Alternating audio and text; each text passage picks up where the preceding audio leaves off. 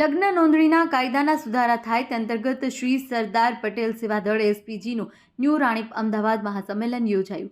SPG રાષ્ટ્રીય અધ્યક્ષ લાલજીભાઈ પટેલના અધ્યક્ષસ્થાને Anand party plot new Ranip Ahmedabad ખાતે સરદાર પટેલ સેવાદળ એસપીજી ગ્રુપ દ્વારા લગ્ન નોંધણીના કાયદામાં સુધારા લાવવા, મૈત્રી કરાર જેવા કાયદો તાત્કાલિક રદ કરવો, વધતા જતા ખોટા તથા ભાગેડુ લગ્નોના પર્દાફાશ કરવા, રાજકીય સમાજમાં આગેવાનો, એસપીજીના હોદ્દેદારો અને ન્યૂ રાણીપ વિસ્તારના હજારો ભાઈઓ બહેનોની જનમેદની સાથે મહાસંમેલન યોજાયું હતું. સિદ્ધપુર પોલીસે ચેક રિટર્ન કેસમાં 1 વર્ષની સાદી કેદની સજા પામેલા ફરાર આરોપીની ધરપકડ કરી છે. કોર્ટ દ્વારા સજા ફટકારવામાં આવ્યા બાદ આરોપી પોલીસ પકડથી દૂર હતો, જેને બાતમીના આધારે ઝડપી પાડી પાટણ ડિસ્ટ્રિક્ટ જેલ ખાતે મોકલી આપવામાં આવ્યો છે.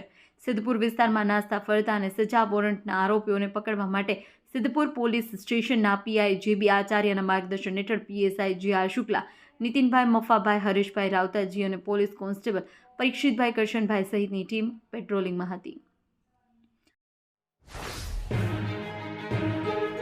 રાજસ્થાનમાં એકમાત્ર હિલ સ્ટેશન માઉન્ટ આબુમાં સતત ચોથા દિવસે તીવ્ર ઠંડીનો ચમકારો જોવા મળ્યો છે. છેલ્લા 24 કલાકમાં તાપમાનમાં 2 સેલ્સિયસનો ઘટાડો નોંધાયો હતા. પારો ગગડી -3 ડિગ્રી સેલ્સિયસે પહોંચી ગયો છે. કડકડતી ઠંડીને કારણે માઉન્ટ આબુમાં અનેક વિસ્તારમાં હિમવર્ષા જેવી સ્થિતિ સર્જાઈ છે, જેના કારણે સમગ્ર હિલ સ્ટેશન મિની કાશ્મીરમાં ફેરવાઈ ગયું હોય તેવા દ્રશ્યો જોવા મળી રહ્યા છે. સમગ્ર દેશમાં કોંગ્રેસ પક્ષનો 141મો સ્થાપના દિવસ ઉજવાઈ રહ્યો છે. આ નિમિત્તે રવિવારે દિયોદરના આદર્શ વિદ્યા સંકુલ ખાતે કોંગ્રેસ પક્ષના આગેવાનો, કાર્યકરોની ઉપસ્થિતિમાં કાર્યક્રમ યોજાયો હતો. દિયોદર વિધાનસભાના પૂર્વ ધારાસભ્ય શિવાભાઈ ભુરિયાના હસ્તે કોંગ્રેસ પક્ષનો ધ્વજ ફરકાવવામાં આવ્યો હતો.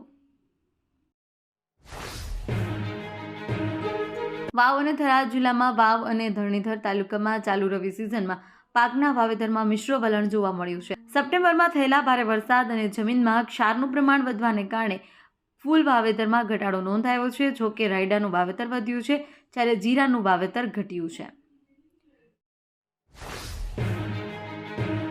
રાજકોટના ધારાસભ્ય રમેશ ચિલાડા દ્વારા આયોજિત સરદાર @150 સ્વદેશી પદયાત્રા 2025 આજે ત્રીજા દિવસે કાગવડથી શરૂ થઈ ખોડલધામ પહોંચી, જ્યાં પદયાત્રાનું સમાપન કરવામાં આવ્યું. આજે 28 ડિસેમ્બરને રવિવારે વહેલી સવારે કાગવડમાં સરદાર સાહેબની પ્રતિમાને પુષ્પાંજલિ અર્પણ કર્યા બાદ જય સરદાર અને ખોડિયાર માતા કી જયના નારા સાથે પદયાત્રાનું પ્રસ્થાન થયું. રાજકોટથી શરૂ થયેલી પદયાત્રાએ 29 કલાકમાં 65,000. ગુજરાતમાં કાગળ પર દારૂબંધી છે, પરંતુ સુરતની વાસ્તવિકતા કંઈક અલગ જ ચિત્ર રજૂ કરી રહી છે. સુરતમાં છેલ્લા 3 દિવસમાં જે રીતે લોકોએ કાયદો હાથમાં લઈ દારૂના 2 અડ્ડા પર જનતા રેડ કરી છે, તેને પોલીસની કામગીરી સામે ગંભીર પ્રશ્નાર્થો ઊભા કર્યા છે. હાલમાં જ મહિધરપુરા પોલીસ સ્ટેશન વિસ્તારનો વધુ એક વિડીયો સામે આવ્યો છે. આ વિડીયોમાં જોઈ શકાય છે કે પતરાના શેડમાં ચારે તરફ પડદા બાંધી રીતસરનું દારૂનું બાર બનાવવામાં આવ્યો છે. અહીં દારૂ, પાણી, સોડા, બાઇટિંગથી લઈ લોકોને પીવા માટેની સુવિધા આપવામાં આવી રહી છે.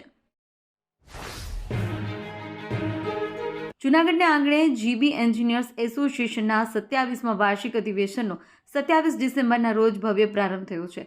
27 અને 28 ડિસેમ્બર એમ 2 દિવસીય ચાલનારા અધિવેશનના પ્રથમ દિવસે રાજ્યના ઉર્જા મંત્રી કૌશિક વેકરિયાએ દીપ પ્રાગટ્ય કરી કાર્યક્રમને ખુલ્લો મૂક્યો હતો. આ તકે સમગ્ર ગુજરાતમાંથી 3000થી વધુ ઇજનેરો તેમના પરિવારને મળી અંદાજિત 5000થી વધુ લોકોની ઉપસ્થિતિમાં જૂનાગઢમાં ઉત્સવ જેવો માહોલ સર્જાયો છે. વડોદરા શહેરમાં રખડતા ઢોરનો ત્રાસ અટકવાનું નામ નથી લઈ રહ્યો. આજે ફરી એકવાર ખોડિયારનગર વિસ્તારમાં રખડતી ગાયે 2 યુવક પર હુમલો કર્યાની ઘટના સામે આવી છે. ગાયે યુવકો પાછળ દોટ મૂકી ઢીક અને શિંગડા વડે હુમલો કર્યો. ઘટનામાં એક યુવકને ગંભીર ઇજાઓ પહોંચી છે. ગાયના તોફાનના પગલે લોકોમાં નાસભાગ મચી ગઈ છે, તો તંત્રની કામગીરી સામે પણ લોકોમાં રોષ જોવા મળી રહ્યો છે.